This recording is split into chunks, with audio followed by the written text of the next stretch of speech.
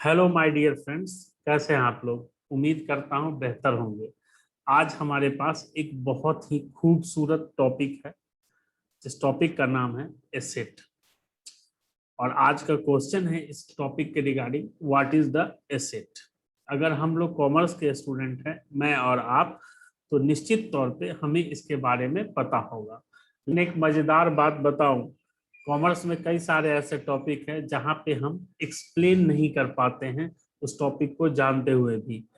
जैसे कि asset. Asset के बारे में हम सब लोग जानते हैं कि एसेट क्या होता है, लेकिन हम में से कई दोस्तों को ये प्रॉब्लम निश्चित तौर पे होगी, जो कि एसेट क्या है, व्हाट इज द एसेट। आप एग्जैक्ट मीनिंग उसका नहीं समझ पाते हैं या नहीं बता पाते हैं। कई लोग बताने लगते हैं asset is the fix asset, current asset, asset is the tangible asset, asset is the intangible asset, asset is a long term asset, asset is the non current asset. तो इन कई तरह के जवाब हमारे पास आते हैं, जो कि कुछ हद तक ठीक भी होते हैं, और लेकिन इसको आप कंप्लीट जवाब नहीं कह सकते। आप नहीं कह सकते हैं ये जवाब कंप्लीट है। तो चलिए हम लोग सबसे पहले समझने की कोशिश करते हैं एसेट क्या है, और फिर हम लोग देखेंगे what is the exact definition of the asset. तो सिंपल से एक एग्जांपल से हम स्टार्ट करते हैं। हम एक यहाँ पे एग्जांपल लेते हैं, और एग्जांपल में हमारे पास एक पर्सन है, भाई साहब है, जिनका नाम है मिस्टर एक्स। चलिए, मिस्टर एक्स हर महीने एवरी मंथ 20,000 रुपीज अर्न करते हैं। और इनका अर्न करने का तरीका, सोर्स ऑफ इनकम कुछ भी हो सकता है, मान लेते हैं सैलरी। ठीक है, इन्हें 20,000 रुपीज सैलरी मिलती है। और इस 20,000 रुपीज में से मान लेते हैं, हम उदाहरण के तौर पर लेते हैं, ये भाई साहब अपने डेली टू डेली एक्सपेंसेस, मतलब रोज रोज के खर्चों में, डेली टू डेली एक्सपेंसेस में ये 10,000 रुपीज खर्च कर देते हैं। 10,000 रुपीज डेली टू डेली खाने पीने इधर उधर में ये खर्च कर लेते हैं। मान लेते हैं कुछ पैसे ये ऐसे एक्सपेंसेस में खर्च करते हैं जो डेली टू डेली आप नहीं कर सकते हैं। डेली टू डेली का मान लेते हैं, यहाँ पे हम इनकम लिया है हमने, इनका 1 मंथ का इनकम हमने लिया है। तो खर्चे जो होंगे वो भी तो हम 1 मंथ के लेंगे। 1 मंथ के हमने इनकम 1 मंथ का लिया है, तो हम खर्चे भी इनके 1 मंथ के लेंगे। तो अगर जो भी पैसा ये 20,000 रुपीज अगर मान लेते हैं, ये मंथ हमारा अप्रैल है, अप्रैल में इन्होंने अर्न किया है, तो अप्रैल में ये एक्सपेंस करेंगे। तो अगर ये कुछ ऐसे एक्सपेंडिचर इन्होंने किया है, डेली टू डेली एक्सपेंसेस, जो ये 10,000 रुपीज से इनका गुजारा सिर्फ अप्रैल में ही चलेगा, सिर्फ इनका गुजारा अप्रैल में ही चलेगा, और ये नेक्स्ट मंथ तक कैरी फॉरवर्ड नहीं होगा। मान लेते हैं हम कि नेक्स्ट ये 10,000 रुपए में इन्होंने जो भी आइटम खरीदा है, ग्रोसरी का आइटम या मेडिसिन खरीदा है या बच्चों के ट्यूशन फीस पे खर्च किया है, तो जितने भी एक्सपेंसेस इन्होंने 10,000 में से किए हैं वो नेक्स्ट मंथ फॉरवर्ड नहीं होंगे। इसलिए हम इनको डेली टू डेली एक्सपेंसेस करते हैं, कह रहे हैं। मान लेते हैं, चलिए इनके घर में टीवी नहीं है, और इस मंथ इनके बच्चे ने जिद पकड़ ली कि आपको टीवी खरीदना पड़ेगा, आपको टीवी खरीदना पड़ेगा, हम लोग पड़ोसी के यहाँ टीवी देखने नहीं जाएंगे। हम मान लेते हैं, आज के जमाने में वैसे कौन जाता है पड़ोसी के यहाँ टीवी देखने, लेकिन जब हम लोग छोटे थे तो गांव में एक आध घर में भी टीवी हुआ करती थी, तो हम लोग इधर उधर मैच देखने तो कहाँ कहाँ तक, बहुत दूर दूर तक चले जाते थे गांव में मैच देखने। जब मैं जिस दिन मैच होता था उस दिन पिटाई हमारी पक्की हो जाती थी, क्योंकि मैच देखने कहाँ तक चले जाएंगे वो पता नहीं है। क्योंकि हम कुछ घर ऐसे भी होते थे जो नहीं देखने देते भाई, तब ये घर नहीं कोई और घर, तो ऐसे ढूंढते ढूंढते पता चला 2-3 गांव निकल जाते थे हम लोग। तो इसी तरह इनके बच्चे ने मान लेते हैं जिद पकड़ ली कि आपको टीवी खरीदना है, टीवी खरीदना है। तो मान लेते हैं भाई साहब इन्होंने एक टीवी गुस्से में आके खरीदा, एक टीवी एक्सपेंस परचेज किया, टीवी पे इन्होंने एक्सपेंस किया। अब टीवी पे एक्सपेंस किया इन्होंने, मान लेते हैं 5,000, हालांकि 5,000 की आज के जमाने में कौन सी टीवी आई, लेकिन फिर भी मान लेते हैं 5,000 रुपए की इन्होंने टीवी खरीदी। अब ये बात बताइए मुझे, ये 20,000 रुपए इन्होंने मंथली सिर्फ अप्रैल के लिए कमाया था, इसमें से 5,000 रुपीज इन्होंने टीवी पे खर्च किए। तो अगर ये 5,000 रुपीज, अगर ये 5,000 रुपीज सिर्फ इन्होंने अप्रैल अप्रैल में टीवी देखा और निपटा दिया, मान लीजिए ऐसा तो कोई सिस्टम नहीं है, क्योंकि आपने टीवी देखा और अप्रैल का खर्चा इनकम से आपने खरीदा है, तो अप्रैल का ही खर्चा है, इसलिए अप्रैल में ही टीवी खत्म। 1 अप्रैल से 30 अप्रैल तक चला टीवी, और उसका टीवी बोलेगा अब मैं नहीं चलूंगा, अब अगले महीने में से फिर खर्च करोगे तो फिर मैं चलूंगा, ऐसा तो होगा नहीं। ये टीवी आपका क्या होगा, अप्रैल टू मई भी जाएगा, मई टू जून भी जाएगा। तो हम ऐसे कह सकते हैं जो कि आप ये जून जुलाई अगस्त सितंबर या 12 मंथ तक भी यूज कर सकते हैं। और जनरली आपको पता होगा नॉर्मल लाइफ में टीवी टीवी की लाइफ तो काफी ज्यादा होती है, 5 ईयर, 3 ईयर, 10 ईयर ऐसे भी चल सकते हैं टीवी। तो मान लीजिए हम यहाँ पे एक एग्जाम्पल के थ्रू समझ रहे हैं, तो एक एग्जाम्पल मान लेते हैं, इन्होंने एक टीवी खरीदा है, सस्ता टीवी है, इसलिए इसकी लाइफ 3 ईयर है, इसकी लाइफ 3 ईयर है, इसकी लाइफ हम यहाँ पे लिख देते हैं, इस टीवी की लाइफ है भाई 3 ईयर। अब एक बात मुझे बताइए, कमाया था इन्होंने, अर्न किया था अप्रैल मंथ में, और अप्रैल मंथ ईयर भी मैं लिख दूं, नहीं तो कुछ भाई बोलेंगे हर महीने हर ईयर अप्रैल आता है। तो अप्रैल मान लीजिए 2020 में इन्होंने इनकम अर्न किया था 20,000, और इस पैसे से इन्होंने एक टीवी खरीदा अप्रैल मंथ में, जो आने वाले नेक्स्ट 3 ईयर तक ये चलेगा। अब ये बताइए क्या आप इसको नॉर्मल एक्सपेंडिचर कह सकते हैं, डेली टू डेली एक्सपेंडिचर नहीं कह सकते हैं। मतलब इस सिंपल सी बात है, इस 5,000 के टीवी का मजा ये आने वाले 3 सालों तक उठाएंगे। और ये डेली टू डेली एक्सपेंसेस मान लेते हैं 10,000 में, आपने एक दिन पिज्जा मंगवा के खाया तो आज खाया, बात खत्म, शाम को दोबारा खाना खाना पड़ेगा। तो मतलब क्या हुआ, वो 24 आवर भी आपका पिज्जा रन नहीं किया आपके बॉडी में, आपको दोबारा से खाना पड़ेगा। लेकिन ये टीवी तो आप नहीं निपटा सकते अप्रैल अप्रैल में या मई मई में, कि अब इस महीने के जब इनकम खत्म टीवी खत्म, नहीं। तो ये आपका लॉन्ग टर्म चलेगा। तो आप सिंपल एकदम सिंपल लैंग्वेज में कह सकते हैं, आपने जो प्रोडक्ट खरीदा और इसका मजा आने वाले कई महीनों या कई सालों तक, फॉर कई महीनों या कई सालों तक इसका आप मौज काट सकते हैं, फायदा उठा सकते हैं, इंटरटेनमेंट अपने आप को दे सकते हैं, इंटरटेन कर सकते हैं।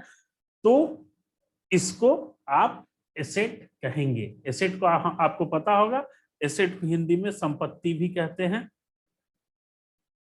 संपत्ति कहते हैं। तो आप ऐसे कह सकते हैं, आपने जो भी प्रोडक्ट परचेज किया है और उस प्रोडक्ट का मजा आप आने वाले कई सालों तक ले सकते हैं या कई ईयर तक ले सकते हैं, तो उसको आप एसेट कहेंगे। हाँ, अब यहाँ पे आप प्रोडक्ट का हम लोगों ने कहा जो आने वाले कई सालों तक मजा लेंगे आप इसका, लेकिन इसी तरह आप एक कंपनी के टर्म में, एक कंपनी कोई भी ये नहीं कह सकते हैं कंपनी मजा लेगी आने वाले कई सालों तक। तो कंपनी के लिए वही एसेट होगा जो उन्हें, कंपनी को मजा कब आएगा, एक कंपनी को मजा कब आएगा जब उसको एसेट मजा नहीं दे, इंटरटेन नहीं करे, उसको अर्न करके दे, उसे पैसा कमा के दे। तो एसेट कंपनी को क्या होगा, अर्न करके देती है, एसेट से वो अर्न करेगी कंपनी। कंपनी अर्न करेगी तो आप डिपेंड करता है जो कि अर्न, ये देखिए अर्न तो दो तरीके से कंपनी कर सकती है। पहला तरीका क्या हो सकता है, पहला तरीका ये हो सकता है तो उसको मैन्युफैक्चरिंग, उस एसेट से मैन्युफैक्चरिंग करे। मान लीजिए कंपनी कंपनी क्या खरीदेगी, कंपनी एक टीवी थोड़ी खरीदेगी, उसका काम थोड़ी चलेगा टीवी खरीदने से। वो कोई कंपनी क्या करती है, कोई ना कोई बिजनेस एक्टिविटी करेगी कंपनी, बिजनेस एक्टिविटी से वो पैसा कमाएगी। तो एक कंपनी बिजनेस एक्टिविटी करने के लिए, अब बिजनेस एक्टिविटी क्या हो सकता है उसका, अब यहाँ पर मैं लिख देता हूँ। कंपनी क्या करती है, आराम से देखिए समझ जाएंगे पूरा, आपको लाइफ टाइम के लिए याद हो जाएगा। कंपनी क्या करती है, कंपनी बिजनेस एक्टिविटी करती है, बिजनेस एक्टिविटी। एक कंपनी क्या करती है, बिजनेस एक्टिविटी। और बिजनेस एक्टिविटी दोनों तरीके से ये कर सकती है, या तो ये प्रोडक्शन करे, प्रोडक्शन, या मैन्युफैक्चरिंग, प्रोडक्शन या मैन्युफैक्चरिंग करके, या फिर कोई सर्विस प्रोवाइड करती है। मान लेते हैं भाई बड़ी सारी कंसल्टेंसी फॉर्म होती है, जैसे चार्टर्ड अकाउंटेंट की consultancy for PwC, EY, Deloitte, KPMG है, लीगल फॉर्म कई सारी हैं, खेतान वगैरह बड़ी बड़ी लीगल फॉर्म है। तो उनका काम क्या है, अगर वो प्राइवेट लिमिटेड है या फिर पब्लिक लिमिटेड है, कोई फर्क नहीं पड़ता। अगर प्राइवेट लिमिटेड है तो भी वो सर्विस प्रोवाइड कर रही हैं। एक कंपनी का क्या काम है, पैसा कमाने के लिए वो क्या कर रही है, बिजनेस एक्टिविटी। और बिजनेस एक्टिविटी कैसी भी हो सकती है, प्रोडक्शन हो सकता है या उनका सर्विस हो सकता है। तो इस एसेट के थ्रू, एसेट के थ्रू वो क्या करेंगी, एसेट के थ्रू वो प्रोडक्शन करेंगी या फिर सर्विस प्रोवाइड करके क्या कमाएंगी, पैसा कमाएंगे, कैश कमाएगा। या फिर हो सकता है इक्विवेलेंट टू कैश, आज के डेट में कैश हो या इक्विवेलेंट टू कैश भी कह सकते हैं आप। इक्विवेलेंट टू कैश में लिख देता हूँ कैश एंड इक्विवेलेंट, इसके थ्रू वो क्या करेगी, पैसा कमाएगी। तो एसेट से कंपनी क्या कर रही है, अर्न कर रही है। तो हम सिंपल लैंग्वेज में, बहुत इंपॉर्टेंट बात बोल रहा हूँ, ध्यान से सुनिएगा, सिंपल लैंग्वेज में कह सकते हैं क्या, एसेट एक रिसोर्स है। कंपनी के लिए एसेट क्या है, एक रिसोर्स है।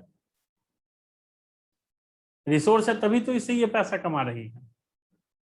क्लियर है, मतलब कंपनी बिजनेस एक्टिविटी के लिए कोई ऐसा प्रोडक्ट या रिसोर्स आप ऐसे कहिए, जो कि कंपनी अपने बिजनेस एक्टिविटी के लिए पैसा कमाने के लिए कोई रिसोर्स क्रिएट करती है, जिसके थ्रू आने वाले नियर फ्यूचर में, आने वाले नियर फ्यूचर में, और नियर फ्यूचर क्या हो सकता है, मंथ भी हो सकता है और ईयर भी हो सकता है, पैसा कमाने के लिए एक रिसोर्स क्रिएट करती है, और रिसोर्स के थ्रू वो क्या करती है, बिजनेस एक्टिविटी करती है, प्रोडक्शन करती है, मैन्युफैक्चरिंग करती है, सर्विस प्रोवाइड करती है, और उसे कैश एंड कैश इक्विवेलेंट कमाती है। तो एसेट की एक्चुअल एक्चुअल डेफिनेशन कंपनी के लिए क्या होगा, इसको हम समझने की कोशिश करते हैं फिर से भी। हम ऐसे कह सकते हैं, asset is a resource, asset is a resource, क्योंकि कंपनी ने इसमें पैसा इन्वेस्ट किया है, खरीदा है, इसे परचेज किया है या बनाया है। तो कंपनी ने एक ऐसा रिसोर्स क्रिएट किया है जिसके थ्रू वो फ्यूचर में पैसा कमाएंगी, और फ्यूचर मंथ ईयर भी हो सकता है, मंथ भी हो सकता है और ईयर भी हो सकता है। तो हम सिंपली कह सकते हैं एसेट इज द रिसोर्स, जिस किसके पास होगा, ये तो इंटिटी के पास होगा। कंपनी को इंटिटी भी कहते हैं, कंपनी भी आप कह सकते हैं। तो इसको आप कहिए asset is the resource controlled by the entity. ठीक है, क्लियर है, asset is a resource control by the entity. ठीक है, अब कंट्रोल क्यों कर रही है भाई, सिर्फ कंट्रोल लेके मौज तो नहीं काटना है। कंट्रोल किसके लिए हमने बात किया, बिजनेस एक्टिविटी करने के लिए, और बिजनेस एक्टिविटी क्यों कर रही है, पैसा कमाने के लिए। तब कह सकते हैं asset is the resource control by entity for future economic benefit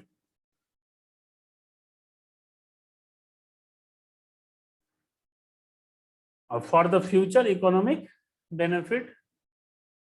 तो आप एक परफेक्ट डेफिनेशन है आपके सामने कि asset is the resource control by entity for future economic benefit. अब यहाँ पे कुछ कुछ क्वेश्चन अराइज होते हैं, उनको भी हम लोग क्लियर करते चलते हैं।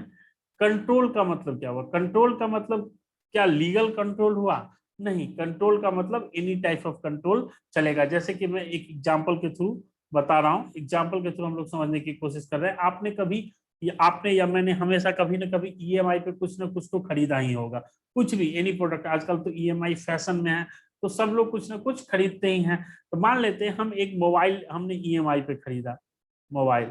अगर मान, आपको पता होगा कि मोबाइल ईएमआई पे जब हम खरीदते हैं तो अब इसका एक टेन्योर फिक्स करते हैं कि हमें इतने महीने तक पैसा पेमेंट करना है। मान लीजिए 12 मंथ तक आप पैसा पे करते हैं किसी बैंक को, किसी क्रेडिट कार्ड के थ्रू लेते हैं आप, तो बैंक को आप 12 मंथ तक ईएमआई पे करते हैं, बैंक को ईएमआई पे कर रहे हैं।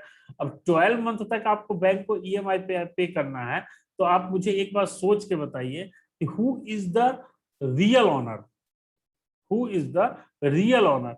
तो अगर आप यहाँ ध्यान से देखेंगे तो ये प्रोडक्ट आपके हाथों में होता है, प्रोडक्ट आपके हाथों में होता है। अगर वो टूट जाए तो क्या आपको पैसा नहीं देना होगा, देना होगा। अगर वो खो जाए फिर भी आपको ईएमआई देना पड़ेगा। तो हम क्या कह सकते हैं, जो कि रिस्क एंड रिवार्ड दोनों आपके पास है, उसके जो उस प्रोडक्ट से रिलेटेड जितने भी रिस्क है आप बिलोंग कर रहे हैं। उस मोबाइल को यूज करके आप यूट्यूब देख रहे हैं, वीडियो बना रहे हैं, यूट्यूब पे अपलोड कर रहे हैं, या मूवी देख रहे हैं, अपने आप को एंटरटेन कर रहे हैं, तो वो रिवार्ड है, उस प्रोडक्ट का रिवार्ड है, उस प्रोडक्ट से मिलने वाले फायदे हैं, फायदे। तो फायदे और नुकसान दोनों जब आप उठा रहे हैं तो रियल ऑनर तो आप ही हुए। और लेकिन यहाँ पे आपके पास प्रॉपर ओनरशिप कब आएगी, आपके पास प्रॉपर ओनरशिप तब आएगी जब आपका ईएमआई खत्म हो जाएगा। तो मतलब कह सकते हैं कि लीगल ओनरशिप आपको उस टाइम पर ट्रांसफर होगा जब आपने लास्ट ईएमआई पे कर देंगे। लेकिन करेंटली मान लीजिए 4 मंथ 5 मंथ हुए हैं और आपका मोबाइल खो गया, तो आपको ही चुकाना है। उस मोबाइल का जो भी मजे ले रहे हैं वो आप ले रहे हैं, तो रिवार्ड भी आप कर रहे हैं। तो कह सकते हैं कंट्रोल बाय एंटिटी का मतलब है control any types of control, it doesn't matter is the legal control और अदरवाइज। तो आप कह सकते हैं सिंपली जो कंट्रोल किसी भी तरह का होना चाहिए एंटिटी के पास। और फ्यूचर इकोनॉमिक बेनिफिट का मतलब है future, beyond the year, beyond the month आप उठाएंगे इसका फायदा। तो यही एसेट है एकदम। मैंने आपको कुछ चीजें मैं यहाँ पे हटा देता हूँ, जो कि आप अगर इसको नोट डाउन करना चाहें या स्क्रीनशॉट लेना चाहें तो आप ले सकते हैं। तो इसका एसेट का फंडा क्लियर हो गया। एक ऐसा प्रोडक्ट है, रिसोर्स है, जो कि ओन करता है कोई भी कंपनी हो, एंटिटी हो, पर्सन हो, कंट्रोल कर रहा है किसके लिए, इससे कुछ फायदा उठाने के लिए। और फायदा कब उठाना है आपको, तो फ्यूचर में। चलिए, तो ये आप, आई होप आप लोग तक मेरी बात पहुंच गई होगी। उम्मीद है पसंद आया होगा। अगर नहीं पसंद आया होगा तो जरूर बताइएगा, या किसी भी टॉपिक पे आपको अगर लग रहा है कि जरूरत है किसी भी, मुझे बनाना चाहिए वीडियो या आपको समझने के लिए, तो कमेंट में जरूर लिखिएगा। धन्यवाद आपका, बहुत बहुत धन्यवाद अपना कीमती समय देने के लिए।